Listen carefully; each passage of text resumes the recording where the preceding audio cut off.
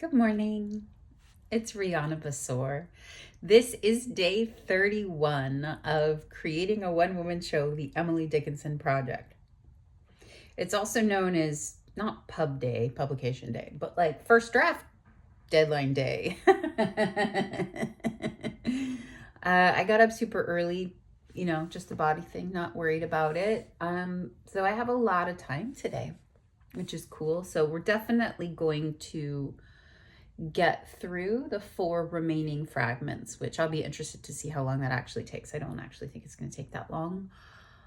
I was meeting with my fellow writing collaborator. He's also writing a one-person show, and he was saying they probably won't be mad about getting a draft in a few days or even on Monday. This is Wednesday, so I am going to hold it gently and see where I am after I finish the last 4 fragments, making them, I don't even know what the word is, but putting them in a play-like form, I guess. And then I'm going to respond to an email about logistics that I got like a day or 2 ago, and I'm going to just ask and say, it would really be conducive for my process if I could have a little more time, which I'm sure it will be fine. So that's where we are today. I am definitely like messy hair, don't care, hoodie territory. I've been up for hours, so I'm not in my jammies anymore. Rewatch video if that's your jam. A different video. Yeah, I guess the thing I'm really thinking about is in the age of AI, creatives are the ones that come up with new things. I've always known that, which is why I'm not afraid of AI, at least as I understand it now. And that's because our beautiful brains can make connections that have never existed before, and that is something AI can't do at all.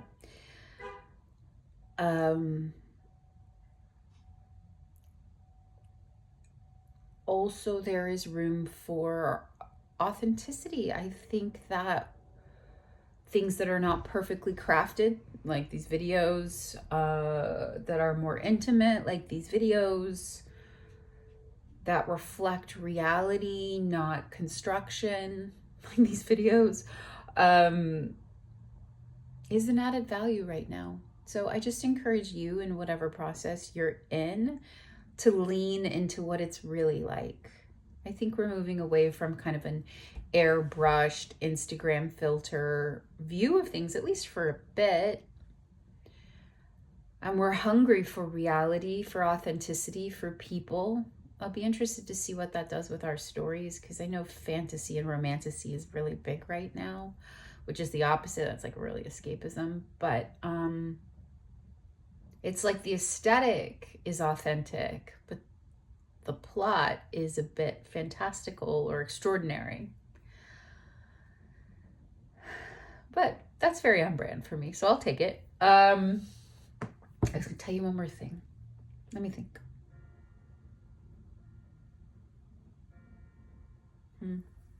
Where it was.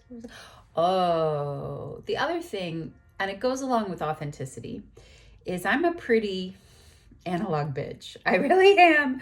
I call myself a Luddite, but today I was realizing like I'm really just analog. I read books, hardcover if possible. I like to write with pen and paper first. I do use my computer, but it's not my go-to for my creative work. I need to find things in my body. I can't discover them in my head. I'm just a tactile is the word, tactile person. I still have dictionaries. I have the OED, which is 2 giant hardbound books. I love corporal things, analog things. My family got me a record player for Christmas. First of all, that's how much of a Luddite I am. Like, they're not even retro cool anymore, and I'm finally getting one.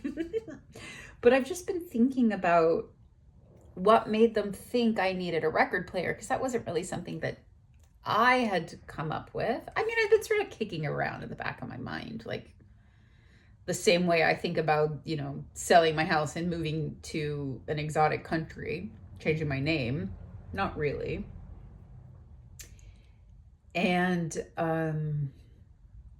somehow it manifested. And maybe that's what I did. I manifested it through a series of random events, but now I have one. And I realized it's a really different relationship than turning on my music streaming service and my Bluetooth speakers, although the speakers they got me are Bluetooth, so, you know, we're not going back to the cave, you know?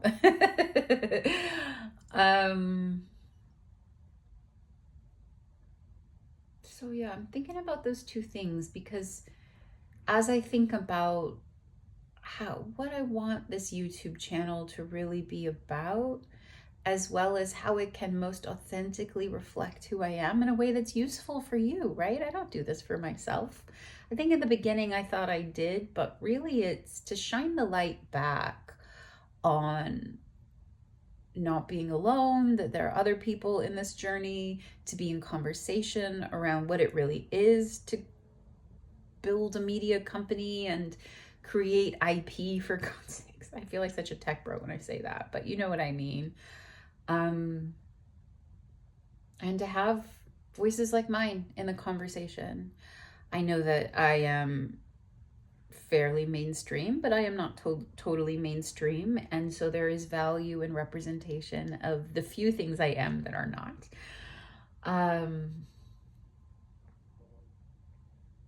Yeah, so thinking big thoughts today. It's an overcast kind of day, New Year's Eve. So we are very #cozy vibe right now.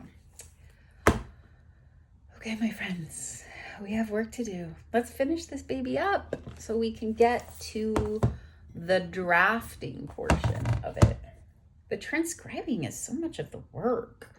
On a fast project like this, it's kind of like time I don't really have. But if I was like Elizabeth Gilbert and I was spending, you know, years on a project, I could linger longer in these periods because it is like I'm seeing new connections, I'm having new ideas, but I'm supposed to have a draft today and I don't. So that's on me and my process. And it's good to know. It's all data, right? Even for our Luddites that are analog bitches. All right, let's go.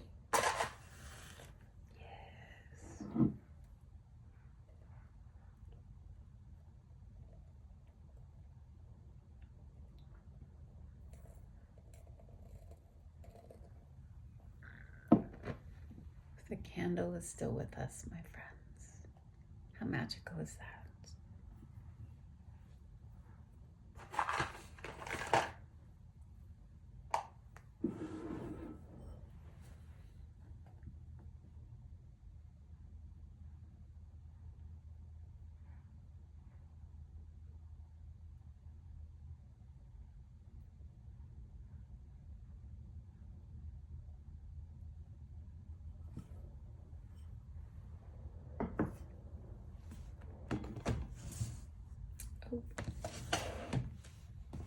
Trying to race past the death of this candle, but I am forgetting our other things that we do in that process. Let me just let it unfold the way it's gonna unfold. But all 3 wicks did light, so I'm excited. I don't think they're going to last this whole writing session, but after this, we're gonna be in construction and edit mode, so it's exciting that it lasted the whole month. Magic in that. There's been magic around this whole project. Like when I asked the universe about astrology, because I was thinking about how I could align this project with astrology in terms of workflow and energetic alignment, all kinds of stuff. Just stuff I was wondering about. It was like a perfect time to do this and a perfect time to do cleanup, to transition out of free writing. Like it's been really yummy the way that this project has come about and been scheduled and unfolded. So the candle is one more indication of that.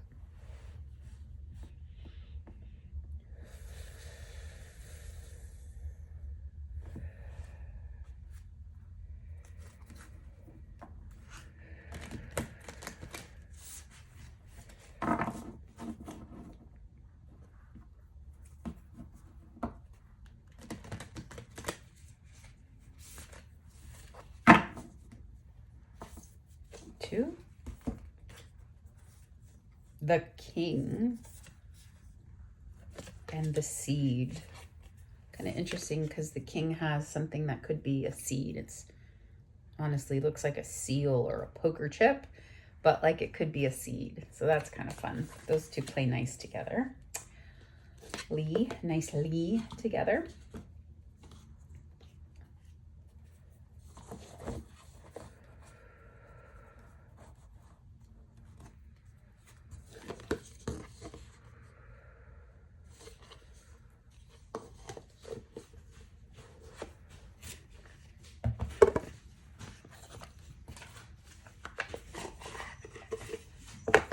Cat is giving his scratching post a good work over, if you're wondering what that noise is. I know, I heard you.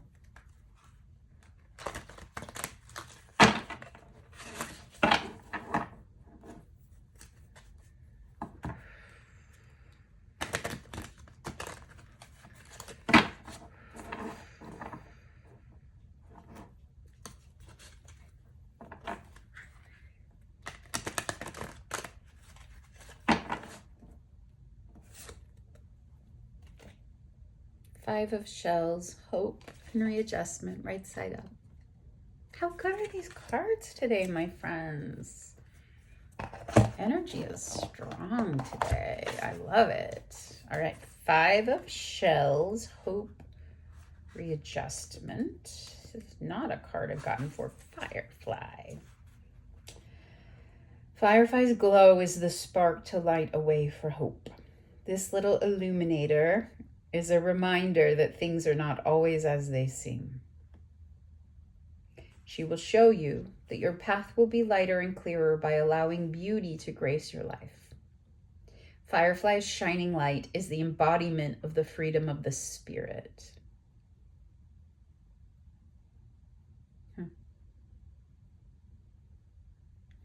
Something about Emily in that.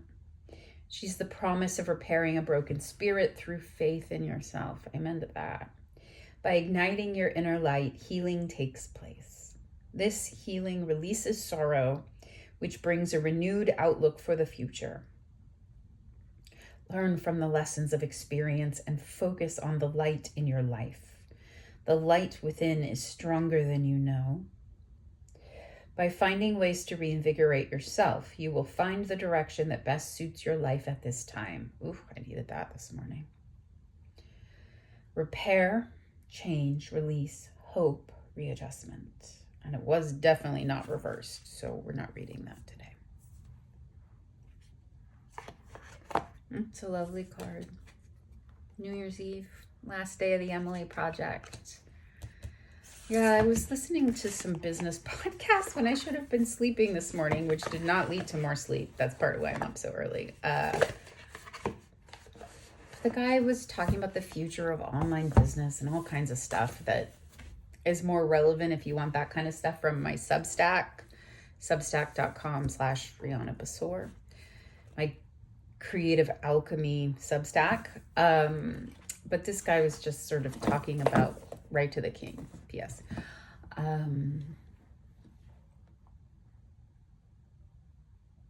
About some stuff that I thought was really truthful and straightforward and, cut through the noise of a lot of marketing, online business, hype, junky nonsense. Like, I thought it was really valuable and true. It also made me a little sad because it was such a reminder that, like, the basics don't change. You make gravy with drippings and flour. You make bread with yeast, water, and flour. These are basic things. They don't change. And there are ways to build wealth, and there are ways to approach your business and your money and all of it, and they don't really change. They're simple, but not easy. And I think that's true with creativity as well. And in so many ways, oh, my buddy, he went away. In so many ways, I'm having an affirmation of that. And I think it had me questioning myself. I wouldn't say like made me sad or disheartened, no. But it was sort of like, okay, What are my limitations, given that there are some immovable things that just have to be dealt with? And also, where am I being called? Too many ideas is my problem. Simplicity is often the secret in business. Where am I called? So, anyway, right to the king. Let's see what the king has to say today.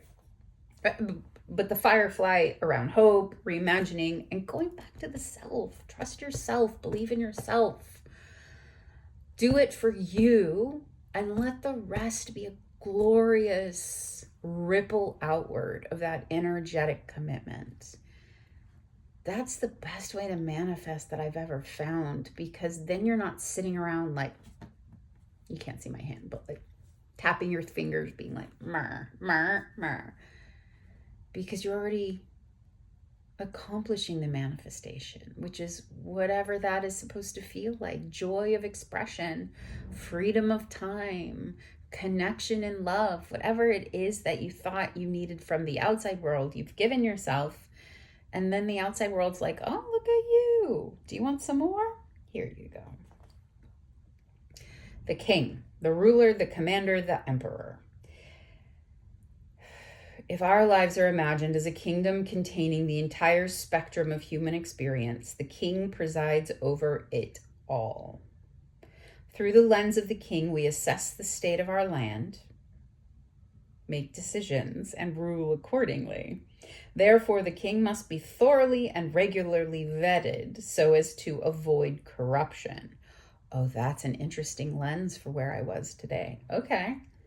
Recognize the dual nature of the king. He is either seated in benevolence and strength, guiding you toward peace, or he is oppressing the weak out of a need to control. I think that was me last year. There is not much middle ground. Some think of the king as the ultimate expression of the ego. They are not Leos. Yet the great kings of mythology and history serve from an egoless place of service also. I don't always love the word service because it can imply charity. Enjoyment, maybe, from a place of enjoyment, that might be better. They take their throne with grace and humility, knowing the divine uses them as a channel to heal deep and long-standing discrepancies in the kingdom. The king is necessary. He is a bridge between the eternal and the day-to-day. It is also said that it is necessary for the king to die. This is the death of ego. That's really interesting. Once the king's relationship to divinity is broken or challenged, he often acts from a place of fear, scrambling to uphold his image and power.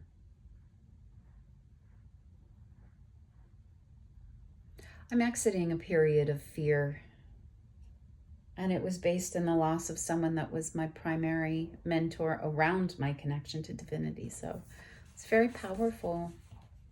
Win light, benevolence, divine leadership, service. How about dedication? Nobility. Win dark, oppression, misuse of power, corruption. Go deeper, the Dalai Lama, Indra, Richard III, Macbeth. I'm not sure who Indra is. We'll look that up in a minute. I made a big mess on my desk though, so I just got really tired, my friends. In full disclosure, so I might be a little more low energy today, but maybe something will emerge as a result. The seed, the beginning, the origin, the pearl. So we're leaving a 9-year today, and tomorrow we are starting a 1 year, the death of the ego. And the seed of what's to come, the next 9-year cycle, starts tomorrow. So this dual card is so powerful. Beginnings come in many forms. They are not always a beautiful seed placed intentionally in nourishing soil. That's true. Origin stories, like any birth story, are complex, surprising, multi-layered, and usually reveal a central image or detail that represents the fully formed being. Simply stated, the end is present in the beginning, or the entire oak tree resides within the acorn, or you are an egg in your grandmother's womb. I believe that's true. Whether you follow this imaginal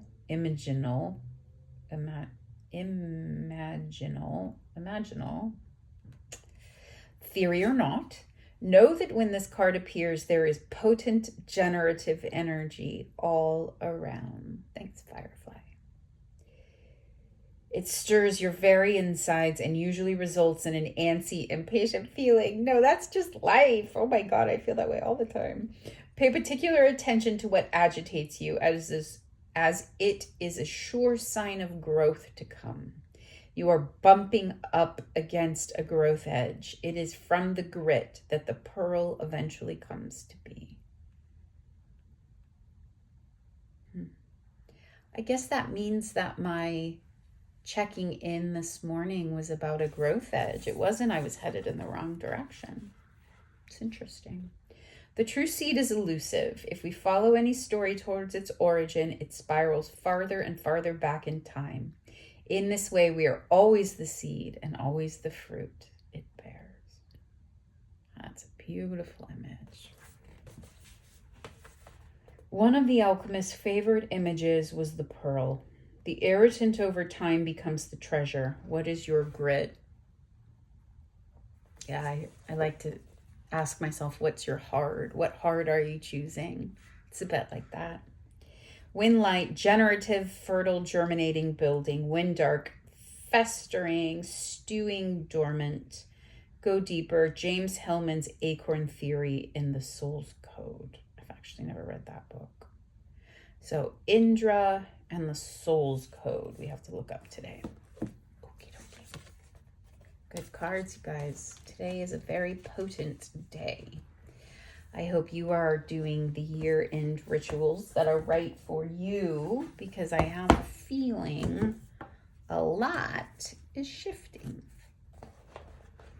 At least that's what my cards tell me. Okay. Let's see what Emily has to say in the conversation.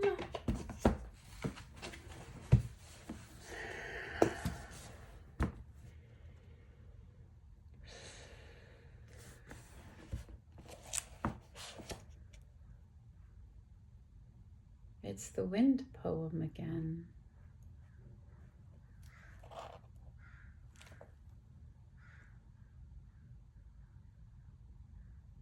Okay, I found a dying poem. The sun kept setting, setting still. No hue of afternoon upon the village I perceived. From house to house 'twas noon. The dusk kept dropping, dropping still. No dew upon the grass, but only on my forehead stopped and wandered in my face. My feet kept drowsing, drowsing still. My fingers were awake. Yet why so little sound myself unto my seeming make? How well I knew the light before, I could not see it now. 'Tis dying I am doing, but I'm not afraid to know.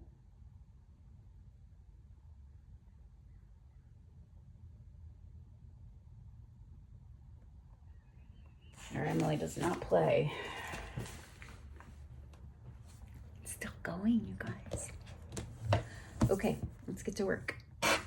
Oof, oof, that sound.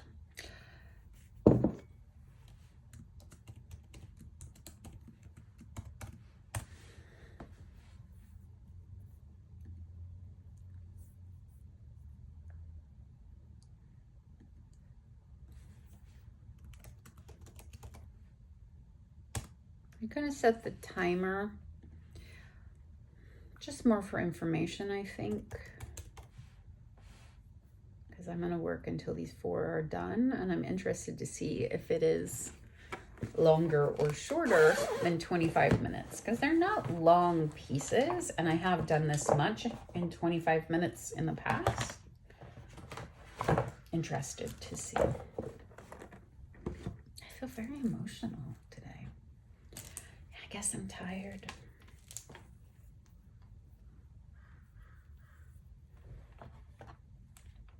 Sweet headphones.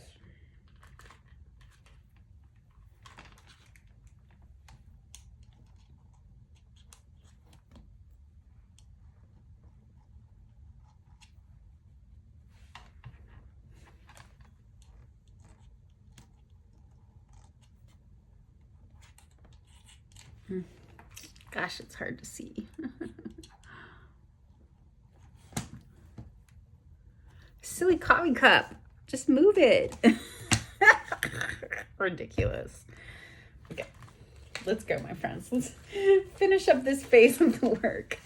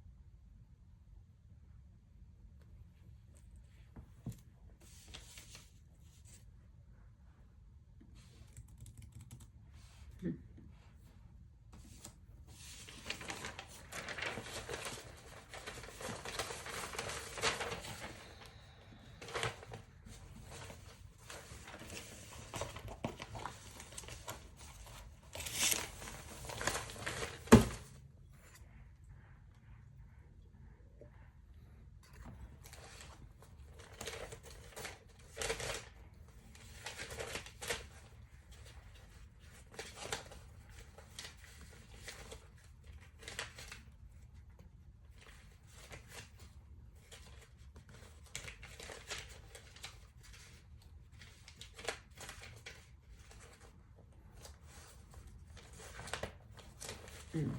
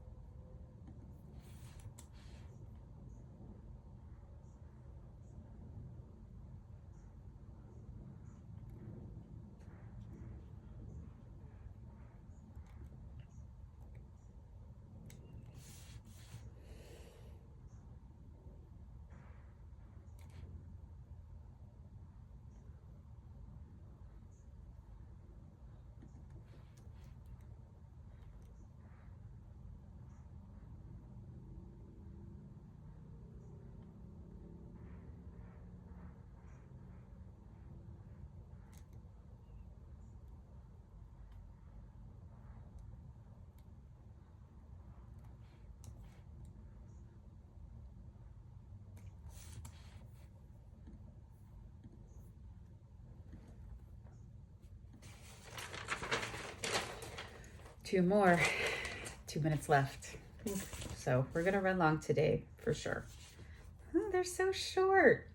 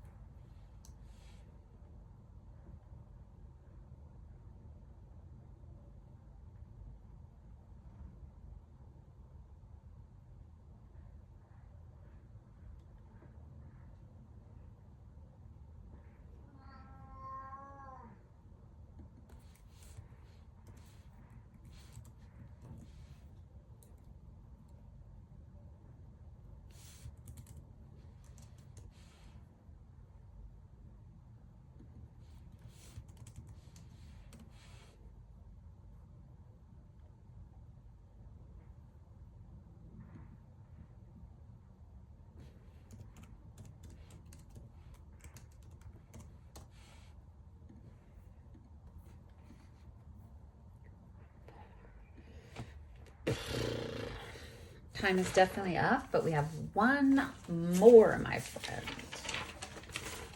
It's a good solid 2 page baby. Ugh.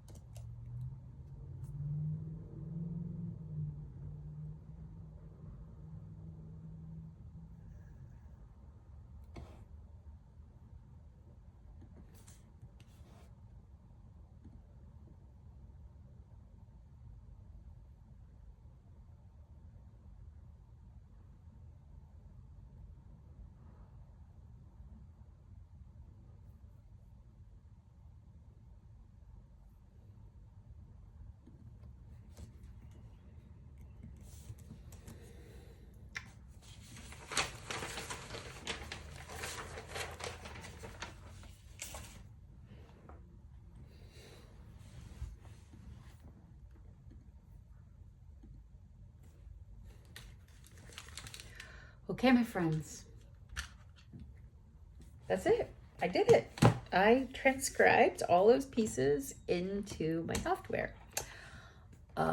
So they are in a reasonable form to be turned into the next phase. I still think it's so interesting that more time was spent transcribing things than anything else. I don't know if that should be shorter or not. Maybe with this process it should have been, but that's what I needed to do. So can we even say that? So it went well. Some of the more like older Emily mature bits that are a bit darker, and I don't know. There's things that are useful in there. And I'm starting to see a shape, but it is very rough and raw. I see now what my dramaturg collaborator was talking about. Like there's definitely stuff to use that can be pulled out, but it's not like I can just plop it unedited into the script and use it. So the journey continues. That's my takeaway. We have a good, strong start. It's very raw. And now we spin it into gold. So I don't think that I will work on the structure of it today. But if I do, you'll get 2 videos. Look at that. All right, my friends, if you have a project that you are working on, please post about it in the comments below. I would love to hear about what you're working on. And if you would like updates on this project or whatever else I'm up to, please visit my website, Ms. Understood Media, MIZ understoodmedia.com.